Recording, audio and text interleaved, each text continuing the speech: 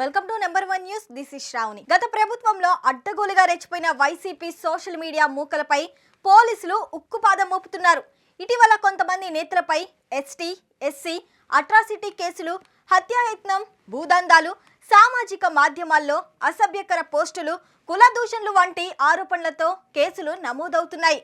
సామాజిక మాధ్యమాల్లో తప్పుడు ప్రచారాలు, విభేదాలను రెచ్చగొట్టే విధంగా వ్యవహరిస్తుండటంతో కూటమి ప్రభుత్వం సోషల్ మీడియా యాక్టివిస్టులపై చర్యలు తీసుకుంటుంది.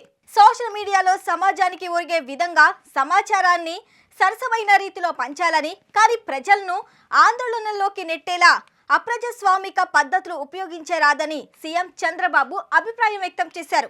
ఇక చంద్రబాబు హెచ్చరికలతో రంగంలోకి దిగిన పోలీసులు అసభ్యకరమైన పోస్టులు పెట్టిన వారికి నోటీసులు ఇవ్వటంతో పాటు కౌన్సిలింగ్ ఇవ్వటం, కేసులు పెట్టడం, అవసరమైన చోట అరెస్టులు చేస్తున్నారు. మార్ఫింగ్ ఫోటోలు, అసభ్యకరమైన వీడియోలు సృష్టించిన వారిపై భారత న్యాయ సంహితలో వ్యవస్థీకృత నేరాలకు సంబంధించిన సెక్షన్ 111 ప్రయోగిస్తున్నారు. పోలీసులు వరుస చర్యలతో ఉక్కిరిబిక్కిరవుతున్న సోషల్ సైకోలు పలువురు ఏపీని విడిచి పారిపోతున్నారు. మరికొందరు ఇంకెప్పుడు ఇలాంటి తప్పులు చేయం, వదిలిపెట్టండి అని పోలీసులను వేడుకుంటున్నారు.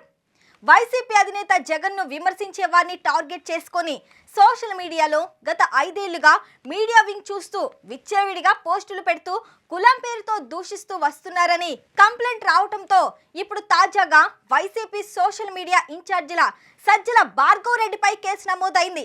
సోషల్ మీడియా పోస్టుల్లో తనను కులం పేరుతో దూషించారని సింహాద్రిపురం మండలానికి చెందిన ఓ దళిత వ్యక్తి హరి ఫిర్యాదు చేశాడు. దీంతో సజ్జల భార్గవ్ పై మరో 2 పోలీసులు ఎస్సీ, ఎస్టీ కేసులు నమోదు చేశారు. వైసీపీ సోషల్ మీడియా సూత్రధారి, పాత్రధారి ఇన్ఛార్జ్ అయిన సజ్జల భార్గవ్ రెడ్డితో పాటు అర్జున్ రెడ్డి, వర రవీందర్ రెడ్డి ముగ్గురిపైన కేసు నమోదు అయింది.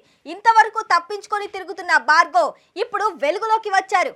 కూటమి ప్రభుత్వం అధికారంలోకి వచ్చిన తర్వాత సోషల్ మీడియాలో నీచ వ్యాఖ్యలతో చెలరేగిపోయిన వారు దారికి వస్తున్నారు. ఇదిలా ఉంటే ఓ పక్క సోషల్ మీడియాపై ప్రభుత్వం ఉక్కుపాదం మోపుతుంటే మాజీ ముఖ్యమంత్రి జగన్ మాత్రం ఎవరు భయపడనక్కర్లేదు, నా ఫోటోలను పెట్టుకోండి, ఎవరు ఏం చేయలేరంటూ పిలుపునిచ్చారు. అయితే ప్రస్తుతం ఈ వ్యవహారం ఏపీ రాజకీయాల్లో హాట్ టాపిక్ గా మారింది. ఇక ఈ విషయంపై కూటమి ప్రభుత్వం ఎలా స్పందిస్తుంది, సోషల్ మీడియాలో రెచ్చిపోతున్న ఆకతాయిలకు అడ్డుకట్ట వేస్తుందో లేదో వేచి చూడాలి. మరిన్ని సంచలన వార్తలకు వీక్షిస్తూనే ఉండండి నెంబర్ 1 న్యూస్. ఇది సామాన్యుడి చేతిలో సామాజిక అస్త్రం.